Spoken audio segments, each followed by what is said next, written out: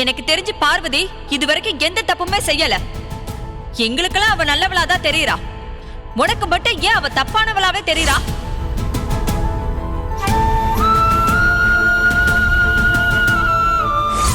பார்வதி இந்த வீட்ல ஏன் கூட தான் இருப்பா. நான் சொல்லாம அவ எங்கேயும் போக மாட்டா.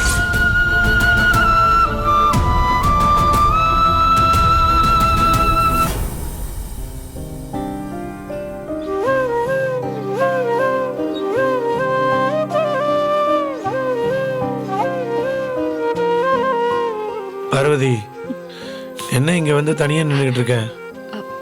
சும்மாதான் மாமா. அம்மா, நீ இன்னும் சாப்பிடலன்னு அம்மா சொன்னாங்க. ஏன் இன்னும் நீ சாப்பிடாம இருக்க? எனக்கு பசிக்கல மாமா, நான் அப்புறம் சாப்பிட்டுக்கிறேன். என்னைக்காவது ஒரு நாள் பசிக்கலனா ஏதோ உடம்பு சரியில்லைன்னு சொல்லலாம். ஆனா உனக்கு இப்ப அடிக்கடி பசிக்காம இருக்க, அப்ப உனக்கு மனசுலதான் பிரச்சனை.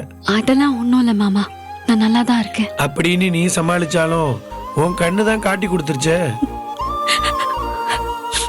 இன்னுமா நீ நடந்ததே நினைச்சிட்டு இருக்க? இங்க பாரு, ஒண்ணு மட்டும் நான் உனக்கு சொல்றேன், நல்லா கேட்டுக்க. இப்ப நடக்கிற பிரச்சனைக்கெல்லாம் நம்ம வருத்தப்பட்டு இருந்தோம்னு ஏன், நம்ம தினமும் இப்படியே இருக்க வேண்டியதுதான்.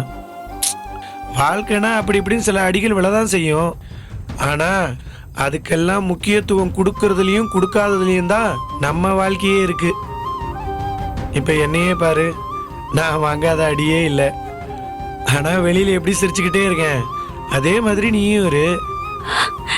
இங்க பாரு, அப்ப நடக்கிற பிரச்சனையெல்லாம் அதோட மறக்கிறது தான் நல்லது பார்வதி. அப்பதான் வாழ்க்கை அடுத்த ஸ்டேஷனை நோக்கி போகும். இல்லைன்னா ஒரே இடத்துலதான் கிரிட்டுக்குன்னு சுத்திக்கிட்டு இருக்கோம். பாத்தியா, நான் சொன்னதை கேட்டதுக்கே நீ சிரிச்சிட்ட. அப்ப நான் சொன்னது மாதிரியே நீ இருந்தேன்னா இன்னும் ஜாலியா இருக்கும்ல. எப்படி மாமா, இதெல்லாம் கடையில உட்கார்ந்துட்டு இருக்கும்போது யோசிப்பீங்களா? இத தனியா வேற உட்காந்து யோசிக்கிறாங்க. எல்லாம் அனுபவம் தான் பார்வதி. ஆனா எனக்கு என்ன ஆச்சரியம்னா, நான் சொன்னதை கேட்டு நீ உடனே சிரிச்சிட்டியே. அப்படின்னா நான் நல்லா தான் பேசிருக்கேன்ல. நல்லா தான் பேசுனீங்க. இன்னும் 5 நிமிஷம் இப்படியே பேசியிருந்தா ஐயா சாமி ஆளை விடுங்க, நான் போயிருப்பேன். அதான் முன்கூட்டியே சிரிச்சு தப்பிச்சிட்டியா?